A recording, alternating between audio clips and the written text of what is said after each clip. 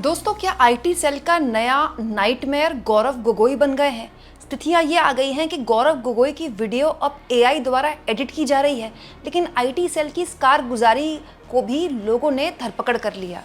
दोस्तों, गौरव गोगोई कांग्रेस पार्टी के लोकसभा में उपनेता भी हैं और बहुत ही शानदार हिंदी बोलने वाले, लोकसभा में बहस करने वालों में से भी हैं। इनफैक्ट मैं मानती हूँ कि गौरव गोगोई जब भी बोलते हैं, जिस भी मुद्दे पर, चाहे वो ऑपरेशन सिंदूर पर बहस की शुरुआत करें विपक्ष की तरफ से, कांग्रेस की तरफ से, या फिर वो वक्फ के मामले में बोलें, या फिर वो मणिपुर के मामले में बोलें, गौरव गोगोई बोलते हैं तो पूरी संसद सुनती है। गौरव गोगोई न केवल आक्रामक रुख अख्तियार करते हैं सरकार पर, बल्कि तथ्यों और राजनीतिक भाषा का भी भरपूर इस्तेमाल करते हैं। यही वजह है कि गौरव गोगोई को अचानक सुनने वाले बढ़ गए हैं। दोस्तों, आज से 2 साल पहले गौरव गोगोई का भाषण यूट्यूब में इतना नहीं सुना जाता था, लेकिन मैं क्योंकि यूट्यूब से आती हूँ तो मैं आपको बता सकती हूँ, गौरव गोगोई की व्यूअरशिप हाल के पिछले 1-1.5 साल में ज़बरदस्त तरीके से बढ़ी है। इसीलिए क्योंकि लोग उनको सुनना चाहते हैं। और दोस्तों, लगता है कि यही बात आईटी सेल को नागवार गुजर रही है। इसीलिए दोस्तों, गौरव गोगोई के लिए टोटल झूठी और भ्रामक बातें फैलाई जा रही हैं। दोस्तों, ये है ऋषि बागरी। इनको आप हल्का फुल्का कोई ट्रोलर या कोई राइट विंग का शख्स मत मानिएगा। ये अपने सोशल मीडिया एक्स में वही बात लिखते हैं जो आईटी सेल द्वारा प्रोपोगेट की जाती है, जो बीजेपी को फ़ायदा पहुंचाने वाली है। आप कह सकते हैं कि जो बीजेपी ऑफिशियली नहीं बोल सकती ना, वो अनऑफिशियली ऐसे ट्रोलर्स के जरिए बोली जाती है। ऋषि बागरी ने एक बिल्कुल ही गलत और आपत्तिजनक वीडियो पोस्ट की है दोस्तों, और ये वीडियो एआई द्वारा जनरेटेड है, जिसका पर्दाफाश किया है ऑल्ट न्यूज़ के संपादक मोहम्मद जुबैर ने। दोस्तों, बिलावल भुट्टो की आपने वो पाकिस्तान की संसद में वो बात सुनी होगी 2 महीने पहले, जब ऑपरेशन सिंदूर से बौखलाया हुआ था पाकिस्तान, बाप बाप कर रहा था। उस वक्त बिलावल भुट्टो ने एक बात बोली थी संसद में, अपनी संसद में, कौन रात के अंधेरे में हमला करते हैं, चोर रात के अंधेरे में हमला करते हैं। वो हमारे देश में उसका काफ़ी मजाक बना था। तो बिलावल भुट्टो की उस वीडियो को एडिट करके, एआई द्वारा एडिट करके ये कहा जा रहा है कि हमारे जो लोग हैं, are people are sitting in India's parliament, हमारे जो लोग हैं भारत की संसद में बैठे हुए हैं। और लिखा गया बिलावल भुट्टो, ऋषि बागरी ने लिखा ये, जबकि बिलावल भुट्टो ने ये बात बोली ही नहीं। एआई द्वारा जनरेटेड ये बात बुलवाई गई बिलावल भुट्टो से, उसकी वीडियो को एडिट किया गया और बगल में किसकी फ़ोटो लगाई गई दोस्तों? गौरव गोगोई की। मतलब आप ये लोग सोचिए, कोई भी थोड़ी भी जिसको समझ होगी डिजिटल, आजकल की डिजिटल दुनिया की, वो देखकर बता सकता है कि ये वीडियो झूठी है। लेकिन ये सब कुछ जानबूझकर किया जा रहा है। क्यों? क्योंकि गौरव गोगोई के सवाल ये सरकार झेल नहीं पा रही है। गौरव गोगोई का बोलना, संसद में खड़ा होना, गौरव गोगोई के तीखे सवाल इस सरकार को इतना अनकंफर्टेबल कर रहे हैं क्या कि ऐसे 2% के एआई द्वारा जनरेटेड वीडियोस पोस्ट किए जा रहे हैं। हालांकि इस पूरे के पूरे मसले पर फैक्ट चेक इस मामले का कर दिया गया है, लेकिन ये अपने आप में बहुत कितना डरावना है दोस्तों कि ये सब लोग, हो सकता है कि आप कांग्रेस सपोर्टर ना हो, आप बीजेपी सपोर्टर हो, इसमें कोई दो राय नहीं है।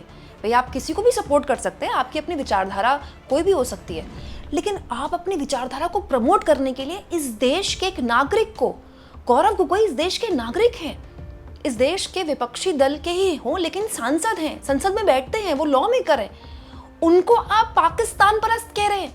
और ये कोई नई बात नहीं है दोस्तों। गौरव गोगोई की पत्नी पर असम के मुख्यमंत्री हेमंत बिस्वा शर्मा तमाम तरह के नर्गल बातें बोल चुके हैं कि वो उनके पाकिस्तान के साथ लिंक है। क्यों दोस्तों? इसकी एक वजह है।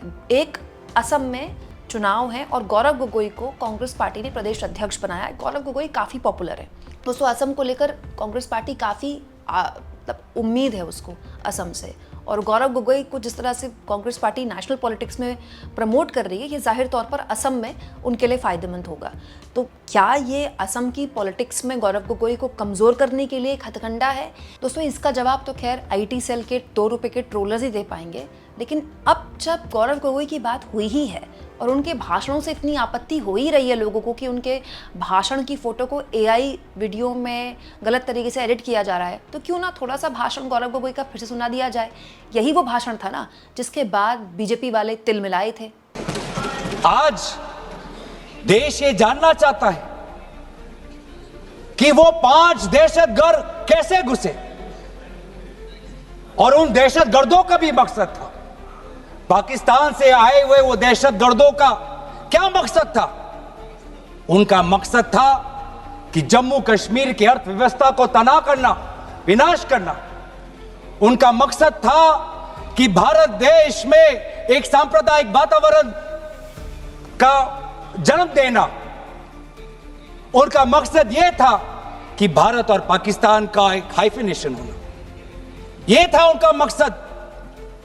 लेकिन सर, मुझे दुख है कि आज राजनाथ सिंह जी ने सैनिकों की बात तो की, लेकिन जो हमारे भारत की जो आवाम है, जो जनता है, जो उन्होंने पाकिस्तान के दहशतगर्दों का पूरी जो मंशा है उस पर उन्होंने पूरा नकारा, और हम एकजुट रहे।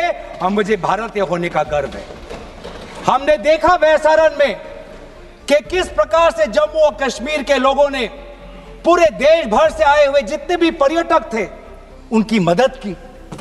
हमने ये देखा कि किस प्रकार से देश भर के जो पर्यटक जो जम्मू कश्मीर में थे उन्होंने अपने जम्मू कश्मीर के भाइयों को धन्यवाद दिया।